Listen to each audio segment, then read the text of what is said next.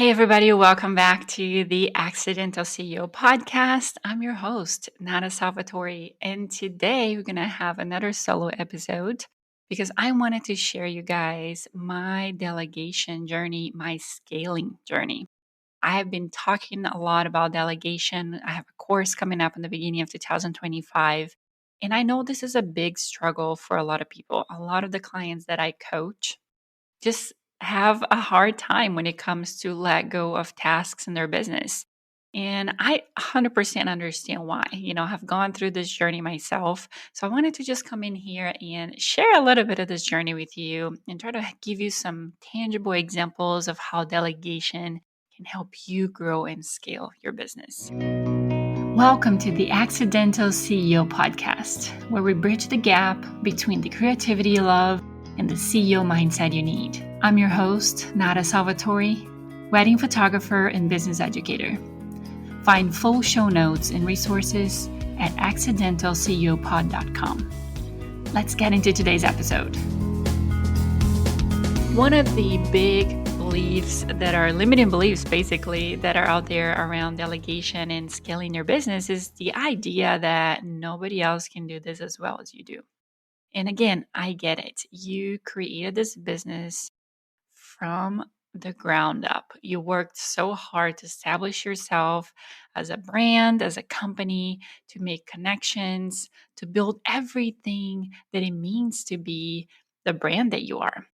So it is a little nerve-wracking to be able to completely trust somebody else to come into your company, your brand, and have the same amount of dedication and love and care for this amazing brand that you created. So the first thing that I talk to my clients a lot and that we work through is really breaking down these limiting beliefs when it comes to delegation and how that is really the goal to achieve to help you scale your business.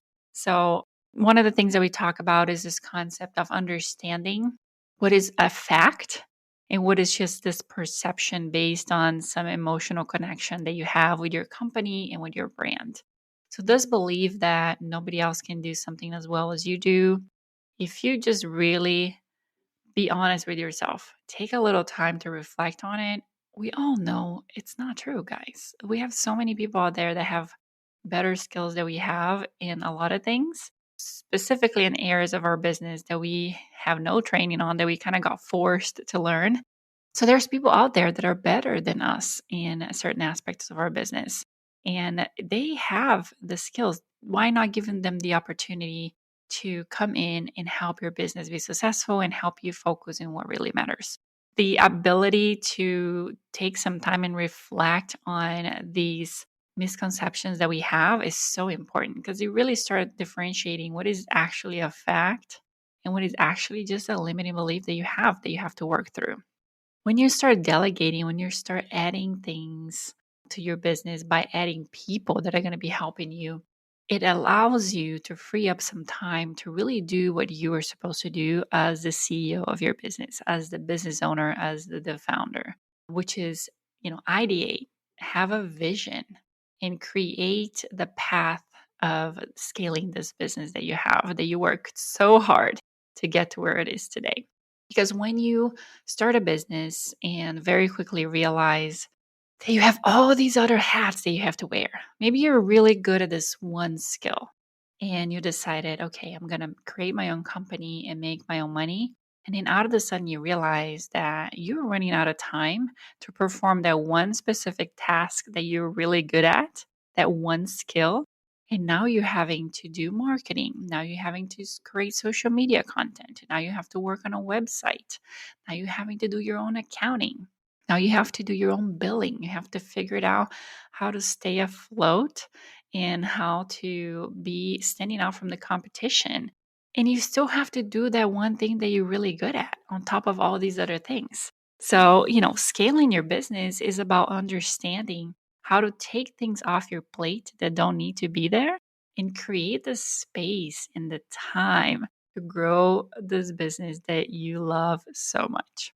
So I'm going to tell you a little bit of how I kind of scale my business and the things that I delegated and how they helped me to be where I am today, to create this space, to have a vision, to be able to sit down and think about what I want to do for the businesses that I have. So I started my photography business a few years ago, and it obviously was just me. It was just me as a photographer. I started doing some family photos in the beginning, and then very quickly got into the wedding industry. The wedding industry is where I belong. I absolutely love the wedding industry.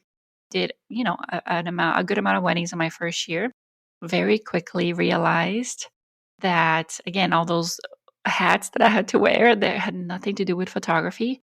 Obviously, you have no training on that. You didn't go to business school, you didn't go to accounting school, you didn't go to marketing school, or maybe you did. As a podcaster and interviewing people, I learned that even if you did go to school to some of these things, real life a lot of times is very different than what you learn in school. So nothing like learning by doing things.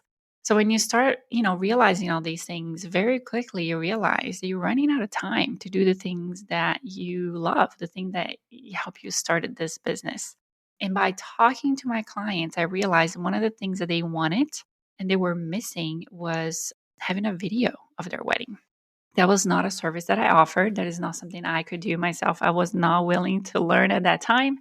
So I made a decision to scale my business by adding a videographer to my team. That was the number one thing I did. It was I actually added a new service based on research and listening to my current clients. So that's one way to scale and grow is by adding new services. Obviously, that comes with adding staff and adding people to your team. My number one rule when adding people to my team is to not worry as much about the skill level of that person. I can teach somebody how to use a camera, I can teach somebody how to do specific things. But the important part to me is their personality. How well they're going to fit into the culture that I created for my company, how well they're going to fit into the accountability that I hold myself up to and the standards that I hold myself up to. Are they going to be able to contribute to the company in a way that is not going to be distracting, that's not going to take away from my time? Because that's not the point. The point is to create more free time for me to be able to concentrate and grow in the company. So choosing the people based on their personality, characteristics, and their accountability and professionalism to me is way more important than choosing somebody that is really good at their skill. Because people can improve their skill, but it's very rarely that you can change somebody's personality, right? So keep that in mind as you're adding new people to your team. It's important to understand what kind of help you need. It's very smart to kind of trial a task that you want to delegate, that you want to hire somebody for, in a kind of a contract base or a freelance base first to kind of understand what will be the demands of that job, what will be the frequency that you're going to need help for, what will be the type of payment that you're going to be able to afford to pay this person. So starting that as kind of a part-time freelance or contract, it's probably a smart move before you decide to hire somebody full-time to join your team. And that also gives you and the other person the opportunity to work together, get to know each other a little bit more, and see if you're a good fit. At the end of the day, that's very, very important that you feel comfortable with that person being part of your company, representing your company, and so on. So start with small increments of help, on a contract hourly basis or freelance basis. And then if you feel like is a good fit for your company, you can move on to adding that person in more of a part-time or full-time position. So that's my advice for you when it comes to hiring a new person. So that was the first thing I did. I added a videographer to the team. And then slowly again realized that I was leaving money on the table because being an only photographer in the business, I was having to turn people down. There were dates that I was already booked and I wasn't able to take a second wedding. And I decided that it was time to grow my photography team. So I started adding more photographers to the team, kind of following that same process that I just went over with you, making sure that I chose people based on their personality, reliability, accountability, and professionalism over their photography skills. Training is a huge thing. When it comes to adding somebody to your company, spending some time on a good training process is crucial. That is not something that I feel like I did really well in the beginning. And it's something that I now have a whole new process for. So again, living and learning, right? We all go through our trial tribulations. And, I was able to learn from that process. And that's what I'm going to share with you right now. I think it's important to have some good training in different formats for people. Some of us are better with visual, some of us are better reading or listening to things. So I recommend maybe recording some videos of what the process looks like, or what you should be expecting, what people should be doing, what is your expectation of that job, how things should be accomplished, and then creating some written materials for your training as well. Kind of having a combination to allow people to use whatever way they learn best, or maybe it will be a combination of it, but have a more formalized way to train people as they come into your company, as they join the company. One is going to save you some time so you don't have to always be present as a resource for learning. They can kind of consume that training as they come in.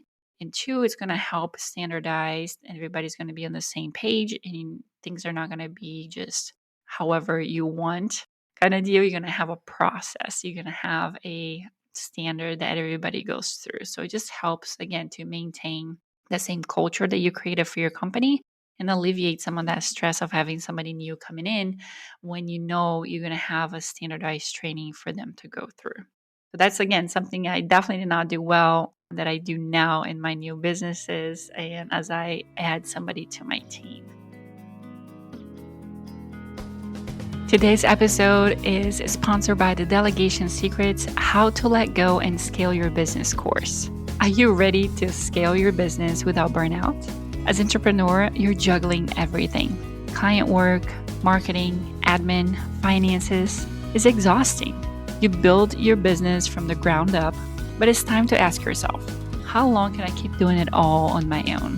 What if you could free up time for higher level activities that truly make the needle move in your business? What if you could scale without sacrificing your sanity?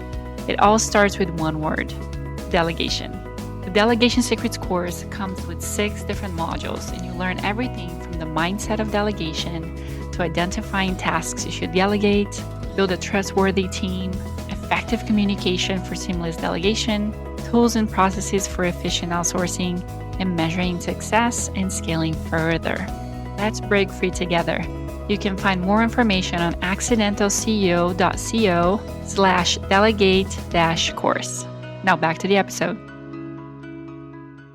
And then the next thing I did on my scaling process for my company was to hire an accountant, hiring a CPA to take care of the business side of understanding what needed to be prepared from a tax standpoint. Obviously, up to that point, I had filed taxes very differently as somebody who was employed by a company. And now, as an entrepreneur owning my own company, I needed to make sure that my business was, its expenses and everything was being reported the right way.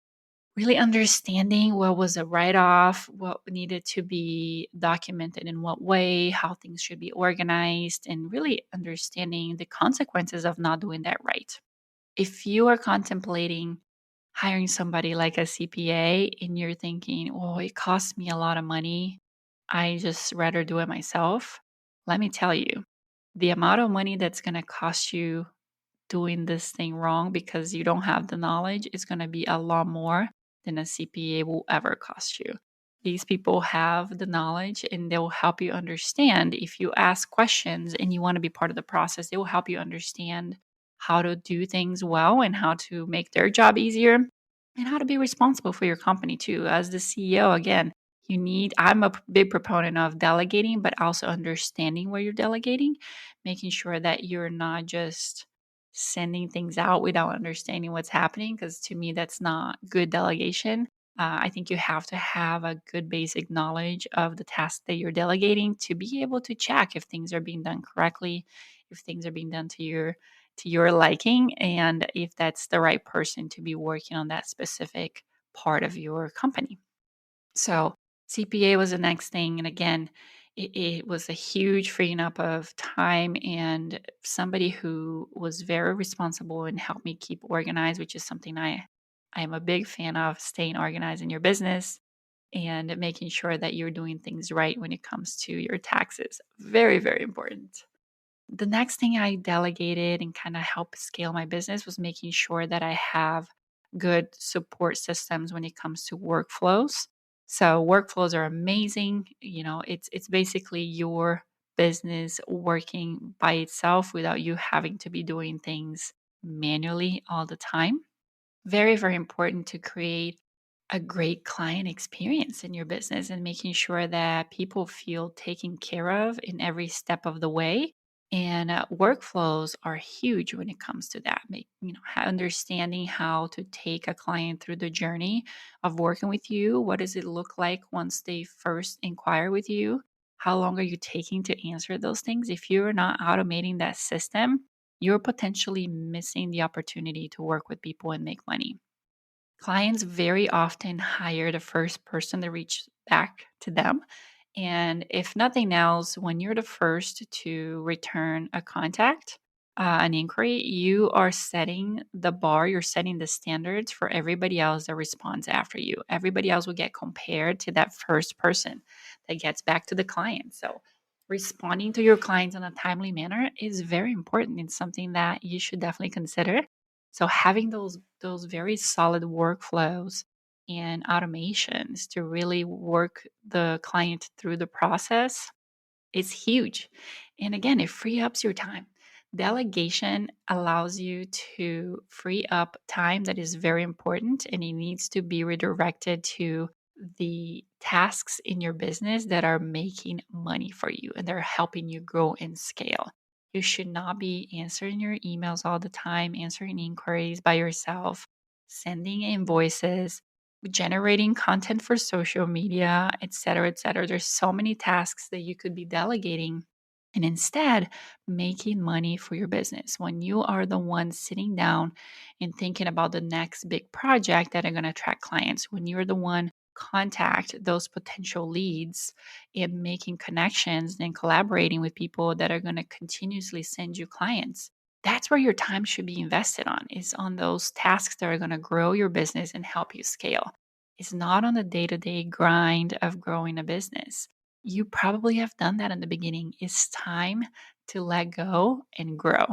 All right, so I just want to break down a little bit more about my businesses, how we started, and where we are today, just to give you guys a better idea of everything. So, I started my first year of business. I made $24,000 with a side business of photography, just me, myself, and I. And that was first year in business. Very quickly, again, I realized that I needed to add video services and added a few more things. So, video and products were something that I added to increase my income. And believe it or not, during COVID, I was able to make six figures. So able to make six figures when other businesses were closing, when people were struggling. It wasn't definitely the norm, but it was because I was able to understand how to pivot things and be very smart about what I did with my time during COVID when I couldn't be photographing weddings. And adding those services obviously helped me grow really fast. So, again, scaling your business can happen in so many different ways. And adding different services is just one of the ways to do that. Quickly grew into a second photo and business company. So now I have two photo and video companies. Second step after that company started doing well was to grow a second photo and video company. So now I own two photo and video companies in Florida. And then I started an app. So I created an app for wedding photographers and wedding planners that's out there called Timeline Pro. That was business number 3. Business number 4 was some Airbnbs. Business number 5 was coaching, accidental CEO, and number 6, the podcast, which is where we are today. Business number 7 is a babysitting agency. So a lot of different things, a lot of growth, a lot of money coming in from different sources, from understanding how to grow a business and how to delegate. Obviously, I'm one person. I could not do all of this myself. So that understanding how to build a business and scale it to make sure that you can continue to have your free time to reinvest that money that you're making into maybe a different business or maybe into something else to continue to grow is very, very important. now able to make multiple six figures. All the businesses doing very well. But again, I wouldn't be able to do this if I didn't understand how to delegate the tasks that I do not need to be spending my time on and focusing on, understanding how to really expand the businesses that I already have and how to create new ones from the profits I'm having on the businesses that are doing well. So that's how delegation can really come in handy to help you grow and help you understand how to scale your business and take things to the next level. So that was a little bit of my own journey with my photography business. I am now an owner, CEO, and founder of 7 different businesses, all in different areas, all thriving and doing really well. And it's only because I was able to learn how to delegate, learn how to get help when I need it. There are tasks that need to be assigned to somebody else. There are tasks that you're going to be need help with, and there are things that only you can do, and that's completely fine. And that's why your time needs to be very valuable to you, and you need to be very careful in how you delegate those tasks and divide your time up to make sure that you're not missing time that you should be using into growing your company, creating all those amazing connections that are going to help your business grow and scale. So, growing from one photographer to having a photo and video team to having a photographer team to then adding a CPA. Obviously, I had a coach, I had marketing companies working with me at some point. I have VAs right now to help me with my 7 businesses. And, there are different tasks that they're all assigned to, which allows me time to one, continue to learn, which is very important as a business owner and as a CEO. You have to make sure you're not stagnant, that you're staying on top of the new technology and the new things that are related to your field and business ideas and business connections. So being able to learn and consume information to continue to grow is something very important, something, and that's the first thing to go when you're too busy working in your business and not on your business, is you no longer have time to learn. You no longer have time to consume information to better what you're offering your client. So delegation is that key that you're missing to scale your business.